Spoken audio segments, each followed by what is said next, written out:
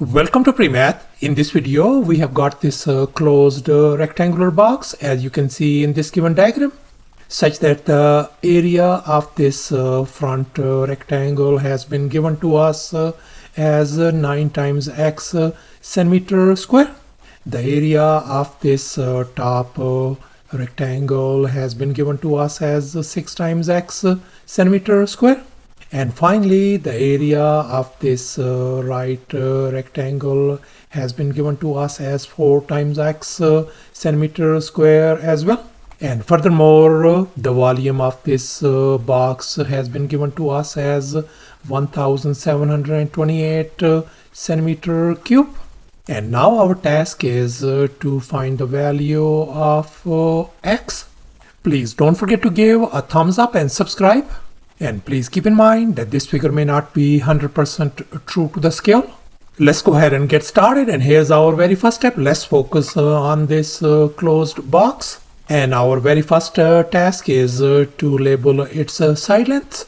I'm going to label this side as lowercase a, this side length as lowercase b, and finally this side length as lowercase c.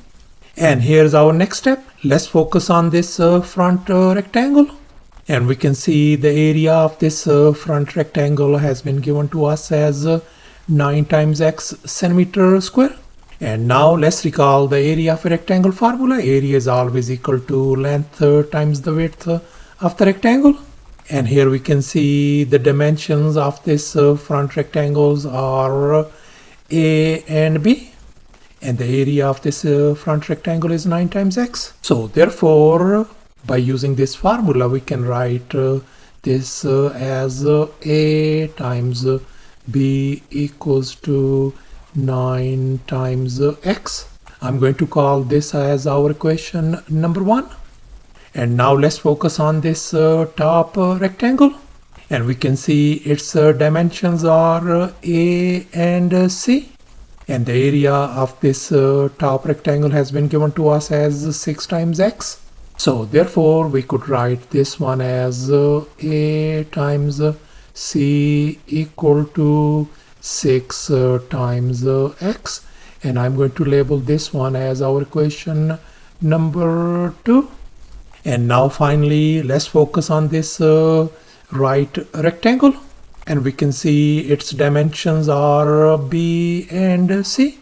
And the area of this right rectangle has been given to us as 4 times x. So therefore, we could write b times c equal to 4 times x. And I'm going to label this one as our equation number 3. And now we can see we are ended up with this system of 3 equations. The first equation is a times b equal to 9 times x. A times c is 6 times x. And finally b times c is 4 times x. And now we are going to multiply out all these 3 equations. On the left hand side, we are going to multiply out these left hand sides. So therefore, we could write a times b times a times c times b times c is going to be equal to, and on the right hand side, I'm going to multiply out these one as well. So therefore, we could write 9 times x times 6 times x, and finally 4 times x. And now on the left hand side, we could see a times a is going to give us a square, b times b is going to give us b square, and likewise c times c is going to give us c square. So therefore, we could write this one as a square times b square times c square equals to, let's go ahead and multiply out the right hand side as well. So that is going to give us 216 x power 3. And now we are going to tweak the left hand side. This could be written as a times b times c whole square is going to be equal to 216 x power 3. And I'm going to label this one as our equation number 4. And now let's make an observation. We can see the volume of this closed box has been given to us as 1728. And now let's recall the volume formula. Volume is always equal to length times the width times the height. And here we can see the dimensions for this closed box are lowercase a, lowercase b, and lowercase c. So let's go ahead and fill in the blanks in this formula. So therefore we could write a times b times c is going to be equal to this given volume, which is 1728. And now let's focus once again on this equation 4. And here I have copied down our equation 4. And we know our a times b times c value is 1728. So I'm going to substitute that a times b times c value 1728 over here. So therefore we could write 1728 whole square equals to 216 x power 3. And we know the square of 1728 is going to be equal to 298.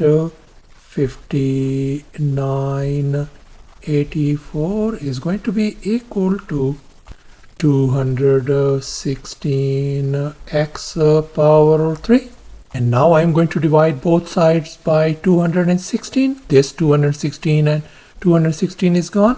So therefore we could see that our x power 3 value is going to be equal to 13824.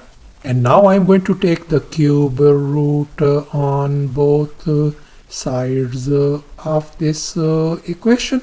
And here we can see this cube and cube root undo each other. So therefore our x value is going to be equal to the cube root of this whole thing is going to be 24. So thus after all the calculations and manipulations, the x value turns out to be 24. So thus we could see that our x value turns out to be 24. And that's our final answer. Thanks for watching, and please don't forget to subscribe to my channel for more exciting videos. Bye.